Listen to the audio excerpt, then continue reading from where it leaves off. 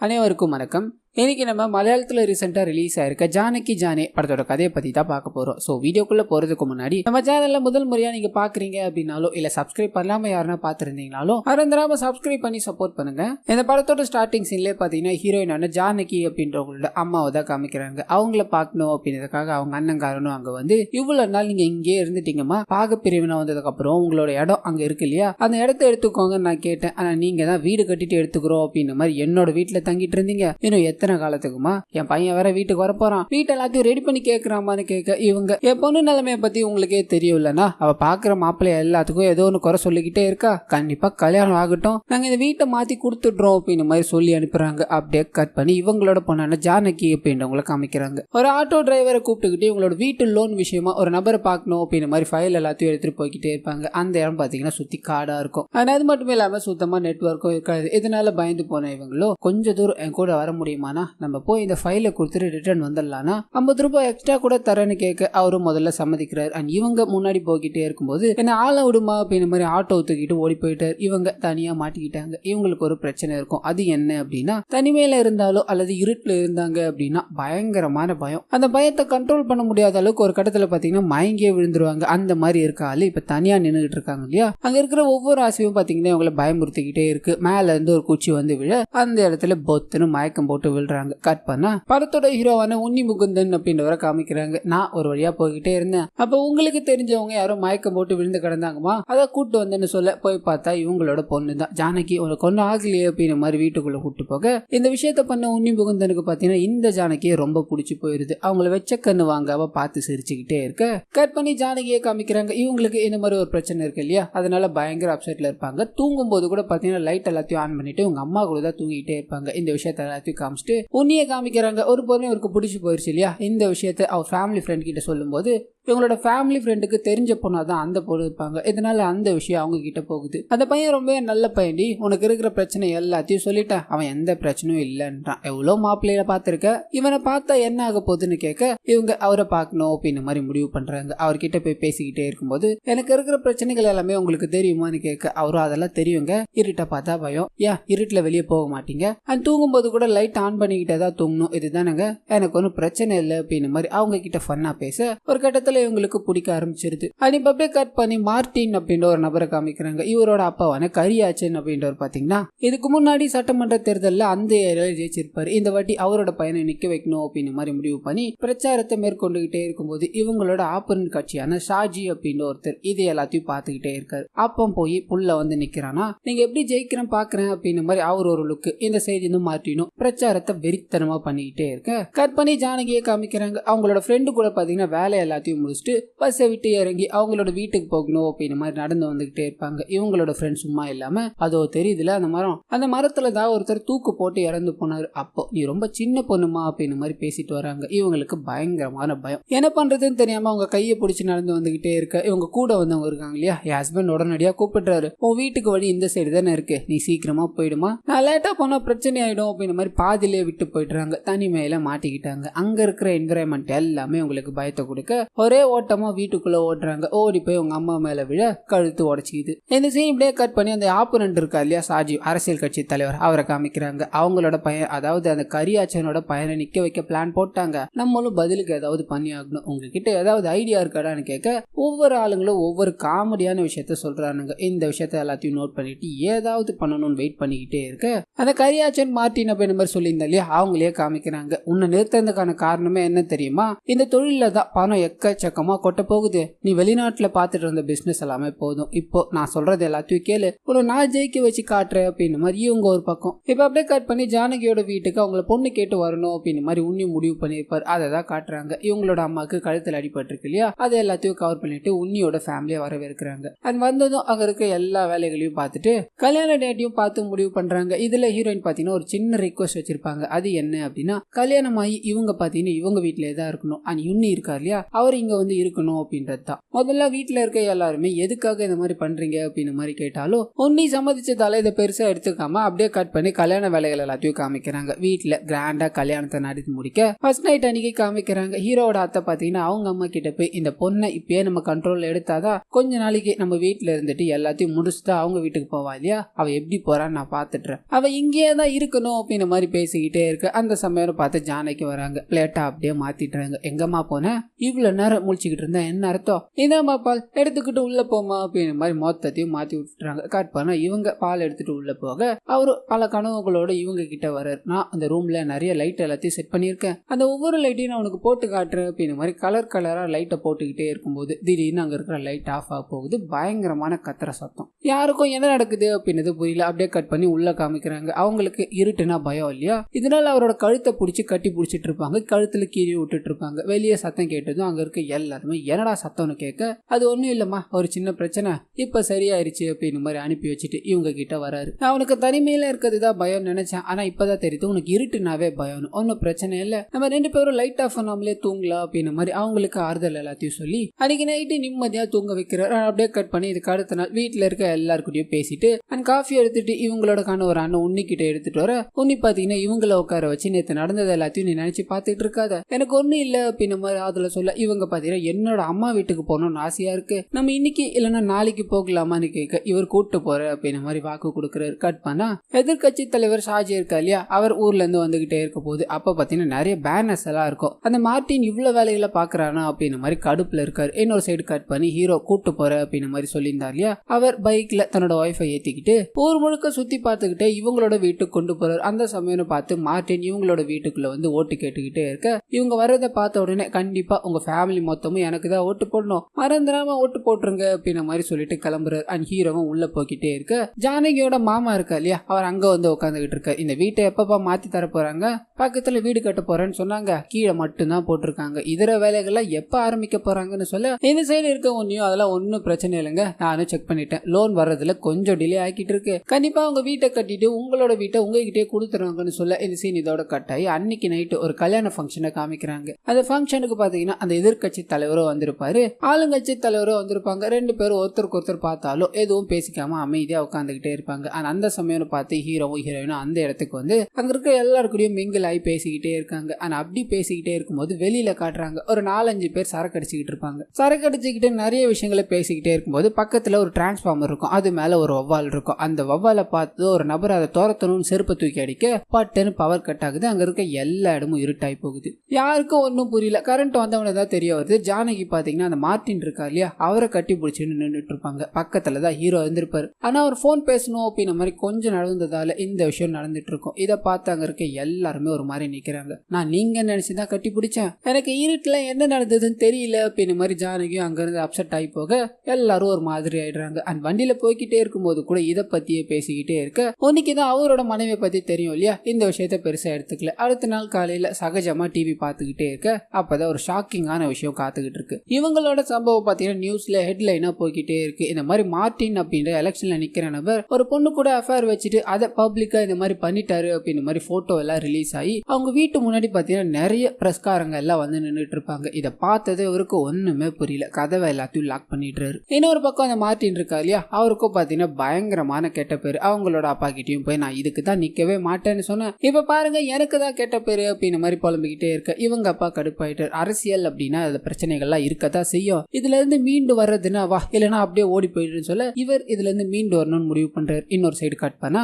எதிர்கட்சி ஆளு சாஜி இருக்கா இல்லையா, இன்னும் மேட்டரை பெருசாக்கணுன்றதுக்காக அந்த 2 போட்டோவை எடிட் பண்ணி வேற லெவல்ல ரெடி பண்ணிக்கிட்டு இருக்காரு. ஏன்னா இவர் ஜெயிக்கிறதுக்கு இதுதான் ஒரு துருப்பு சீட்டு இல்லையா, அதனால தீட்டிக்கிட்டு இருக்காரு. அந்த சமயம் பார்த்து மார்ட்டினும் டிவி காரங்களுக்கு பேட்டி கொடுக்குறாரு. அன்னைக்கு நடந்த சம்பவங்களே வேற, இங்க இருக்கிற எல்லாருமே தான் இதை ஊதி பெருசாகிட்டு இருக்காங்க, இதுக்கு பின்னாடி யாரு இருக்காங்கன்னு தெரியும் அப்படின்னு மாதிரி சாஜி இன்டைரக்டா சொல்லிக்கிட்டே இருக்கு. ஆனா சாஜி பாத்தீங்கன்னா வேற ஒரு வேலையை பார்த்து விட்டுட்டு இருப்பாரு. ஹீரோயின் ஃபைல்ஸை கொடுத்துட்டு வர அப்படின்னு மாதிரி ஒரு ஆட்டோ டிரைவரை கூட்டு போயிருப்பாங்க இல்லையா, அப்ப ஹீரோயின் எங்க போயிருப்பாங்கன்னா இந்த மார்ட்டினோட வீட்டுக்கு தான். லோன் விஷயமா இவரை பார்க்கணும் அப்படின்னு மாதிரி போயிருப்பாங்க. ஆனா இங்க என்ன நடக்குது அப்படின்னா அந்த ஆட்டோ டிரைவர் வந்து நான் மார்ட்டினோட கெஸ்ட் ஹவுஸ்ல அவங்களை இறக்கி விட்டேன், நான் இருக்கிறேன்னு சொன்னேன், ஆனா அவங்க தான் போன்னு துரத்தி விட்டுட்டாங்க அப்படின்னு மாதிரி இன்னும் தீயள்ளி போட பத்திக்கிட்டு எரிய ஆரம்பிக்குது. ஜானகியால இதை நம்பவே முடியல. உன்னைய கட்டி பிடிச்சிக்கிட்டு பயங்கரமா அழுகுறாங்க. ஆனா அதே சமயத்துல மார்ட்டினோட அப்பா இருக்கா இல்லையா, அவருக்கும் கட்சிக்காரங்க எல்லாமே போன் பண்ணி உன்னோட பையனால கெட்ட பேர் தான் இருக்கு, உன் பையனை கட்சியை விட்டு தூக்க முடியுமான்னு கேட்க, இந்த இடத்துல நான் வச்சதா சட்டம்னு உனக்கு நல்லாவே தெரியும், நான் இல்ல அப்படின்னா இந்த கட்சியே இருந்திருக்காது, என்னோட பையனை என்ன பண்ணணும்னு எனக்கு தெரியும், நீங்க உங்க வேலையை பாருங்க அப்படின்னு மாதிரி போனை கட் பண்ணிடுறாரு. உன்னி ஃபேமிலி மொத்தமா ஒண்ணு கூட்டிடுறாங்க. அண்ட் இவங்களோட அத்தையும் கொதிக்க ஆரம்பிக்கிறாங்க. நான் அப்பவே சொன்னேன் இந்த குடும்பத்துல வேணான்னு, இப்ப பாருங்க எவ்வளவு பிரச்சனை, இந்த டிவில காட்டுற விஷயங்கள் எல்லாத்துக்கும் என்ன தம்பி சொல்ல போறேன்னு உன்னிய கை காமிக்க அவரு இந்த விஷயங்கள் எல்லாத்துக்கும் எக்ஸ்பிளனேஷன் கொடுத்துக்கிட்டே இருக்காரு. அண்ட் இதை பார்த்துக்கிட்டே இருந்த ஜானகியும் பாத்தீங்கன்னா ஒரு கட்டத்துல பயங்கரமா அழ ஆரம்பிக்க உன்னி அவங்களுக்கு ஆறுதல சொல்லி மனசை தேத்திக்கிட்டு இருக்காரு. ஆனா அப்படியே கட் பண்ணி இவங்களோட இயல்பு வாழ்க்கை எல்லாமே முடங்கி போச்சு அப்படின்னு மாதிரி காமிக்கிறாங்க. ரோட்ல சந்தோஷமா நடமாட முடியல. ரோட்ல போற வரவங்க எல்லாருமே பாத்தீங்கன்னா இவங்கள ஒரு மாதிரி பார்க்க ஆரம்பிக்கிறாங்க. அதையும் தாண்டி இவங்களோட வீட்டுக்கு ஒரு 4-5 பேர் எனி டைம் உலாத்திக்கிட்டே இருக்காங்க. இவங்களுக்கு ஒன்னும் புரியல. ஏன்னா இவங்களுக்கு ஒரு கெட்ட பேர் வந்துருச்சு இல்லையா, அதனாலதான். அண்ட் இதையும் தாண்டி இன்னொரு சைடு மார்ட்டின் இருக்காரு, அவருக்கும் நிறைய பிரச்சனை வர ஆரம்பிக்குது. அதுல முக்கியமான பிரச்சனை என்ன அப்படின்னா, இவர் காதலிச்சுட்டு வந்துட்டு இருப்பாரு ஒரு பொண்ணு. அந்த பொண்ணை வீட்டு சம்மதத்தோட கல்யாணம் பண்ணிக்கணும் அப்படின்னு மாதிரி தான் இருப்பார். இந்த விஷயங்கள் எல்லாமே வெளியே வந்ததால எங்களோட பொண்ணு கொடுக்கறதுக்கு எங்களுக்கு தயக்கமா இருக்குன்னு சொல்ல அவர் எதுவுமே பேசாம இது எல்லாமே உண்மை கிடையாது, உங்களுக்கு நான் ஒரு நாள் நிரூபிப்பேன் அப்படின்ற மாதிரி அமைதியா வந்துகிட்டே இருக்காரு. இன்னொரு பக்கம் மறுபடியும் உண்மையா காமிக்கிறாங்க. இந்த பிரச்சனைகளால ஏதாவது பண்ணி ஆகணும் அப்படின்னு மாதிரி முடிவு பண்ணி, எங்களுக்கு பத்திரிகையாளர்களால பயங்கர பிரச்சனையா இருக்கு, இந்த சம்பவங்களால எங்களோட பிரைவசியே போயிருச்சு அப்படின்னு மாதிரி ஒரு கேஸ போடணும் தயாராகிறாங்க. ஆனா அப்பதான் அந்த எதிர்கட்சி தலைவரான ஷாஜி தான் இதுல இன்வால்வ் ஆயிருக்காரு. அண்ட் மார்ட்டினை முடிக்கணும் அப்படின்றதுக்காக தான் இவ்வளவு எக்ஸ்ட்ரீமுக்கு போக்கிட்டு இருக்காரு அப்படின்ற விஷயம் தெரிய வர ஸ்ட்ரைட்டா அந்த ஷாஜியை பார்க்கணும்னு போயிட்டு அவர் எதுவுமே தெரியாத மாதிரி, என்னப்பா இங்க வந்திருக்கீங்க, அம்மா உங்களுக்கு ஓட்டு எல்லாம் வந்துருச்சா அப்படின்ற மாதிரி கேட்க இவர் கடுப்பாயிட்டார். உன்னோட பாலிடிக்ஸ் விளையாட்டெல்லாம் உனக்குள்ளே வச்சுக்கோ, என்னோட ஃபேமிலியை இழுக்காத, எதுக்குடா இந்த விஷயத்த ஊதி பெருசாக்கிட்டு இருக்கு அப்படின்ற மாதிரி அவர்கிட்ட சண்டைக்கு போக இந்த சண்டை பெருசாகி போகுது. இதனால அந்த ஷாஜியோ இது வெறும் ஆரம்பம் மட்டும்தான், இன்னும் நிறைய விஷயங்களை பண்ணுவிடான்னு சொல்ல இந்த சைடு இருக்க உன்னி செம்ம கடுப்பாய் அவரை திட்டிட்டு அங்கிருந்து வந்துட்டார். அண்ட் இவரோட ஃப்ரெண்ட்ஸ் எல்லாருமே கும்பல் கூடி, நீ இங்க இருக்கிறவளையும் இந்த பிரச்சனை ஓயாதுன்னு நினைக்கிறேன், நீங்க கொஞ்ச நாள் வேற இடத்துக்கு போயிருங்கடா, அப்பதான் இது எல்லாமே காம் டவுன் ஆகும் அப்படின்ற மாதிரி சொல்ல உன்னி யோசிக்கிறார். இந்த விஷயத்த இவரோட வைஃப் கிட்ட சொல்ல, நீங்க எந்த முடிவு எடுத்தாலும் எனக்கு ஓகேதா அப்படின்ற மாதிரி சம்மதிக்கிறாங்க. கட் பண்ணா ஒரு பீச் ஹவுஸ் மாதிரி இருக்கும். அந்த இடத்துல இவரோட நண்பர் பாத்தீங்கன்னா இவங்க 2 பேரையும் விட்டுட்டு, உங்களுக்கு ஏதாவது உதவி வேணும் அப்படின்னா மறந்துடாம என்ன கான்டாக்ட் பண்ணுங்கன்னு சொல்லிட்டு கிளம்ப,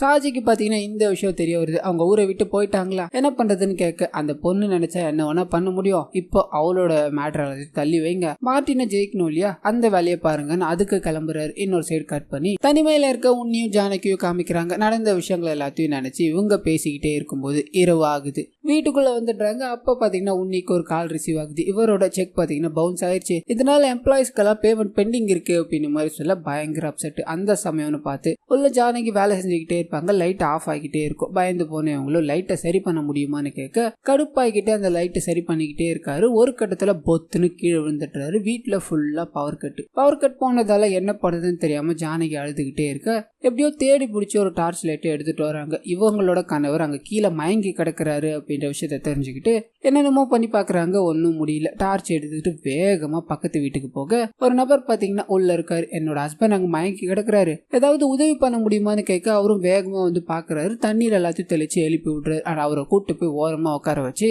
ஹாஸ்பிட்டல் போலாமான்னு கேட்க உன்னி ஓகேவா இருப்பாரு, வேணான்னு சொல்லிடுறாரு. அண்ட் வீட்டு ஃபுல்லா செக் பண்ணி பார்க்கும்போது அங்க பீஸ் கரியர்ல போயிட்டு இருக்கும். அது எல்லாத்தையும் செக் பண்ணி கொடுத்துட்டு என்னோட நம்பரை நான் உங்ககிட்ட கொடுத்துட்டு போறேன், ஏதாவது உதவி அப்படின்னா தயங்காம எனக்கு கூப்பிடுங்கன்னு சொல்லிட்டு போக கட் பண்ணி இதுக்கு அடுத்த நாள் காமிக்கிறாங்க. இவங்களை பார்க்கணும் அப்படின்னு மாதிரி ஒரு லேடி வந்திருப்பாங்க. யார் யாருன்னு தெரியாது. உங்க மனைவி கிட்ட நான் தனியா பேசணும்னு கூட்டு போய் தனியா பேச அப்பதான் தெரிய வருது மார்ட்டினோட கேர்ள் ஃப்ரெண்ட் தான் இவங்க அப்படின்றது. மார்ட்டின் உங்களுக்கும் என்ன நடந்தது அப்படின்னு எங்களுக்கு தெரியாது, அவன் அப்படி பண்ணிருக்க மாட்டான் அப்படின்ற நம்பிக்கையும் எனக்கு இருக்கு. நீங்க என்ன நடந்தது அப்படின்றத பிரஸ் கிட்ட சொன்னா மட்டும்தான் இந்த பிரச்சனைகள்ல இருந்து வெளியே வர முடியும், என்னோட வாழ்க்கை இதுல பாதிக்கப்படுது அப்படின்ற மாதிரி ஃபீல் பண்ணிட்டு பேச இவங்க இது எல்லாத்தையும் வெளி உலகத்துக்கு சொல்லணும் அப்படின்ற மாதிரி முடிவு பண்றாங்க. ஆனா இவங்களுக்கு இருக்கிற பிரச்சனையை வச்சுட்டு எப்படி சொல்ல முடியும்? இதனால இவங்களோட கணவர்கிட்ட சொல்லி அதுக்கான வழியை தேடிக்கிட்டே இருக்க அப்பதான் பக்கத்து வீட்டுக்காரங்க இருக்காங்க இல்லையா, அவங்க எங்க பீச்ல உட்காந்து பேசணும் அப்படின்னு மாதிரி முடிவு பண்ணோம், உங்களையே கூட்டு போக ஆசைப்பட்டோம், அதனாலதான் வந்திருக்கோம்னு சொல்ல 2 பேரும் சேர்ந்து அங்க போய் உட்காந்து பேச ஆரம்பிக்கிறாங்க. ஆனா அப்படி பேசிக்கிட்டே இருக்கும்போது தான் ஜானகிக்கு இருட்டை பார்த்தா பயம் அப்படின்ற விஷயம் அவங்க தெரிஞ்சுக்கிறாங்க. என்னங்க இப்படி சொல்றீங்க,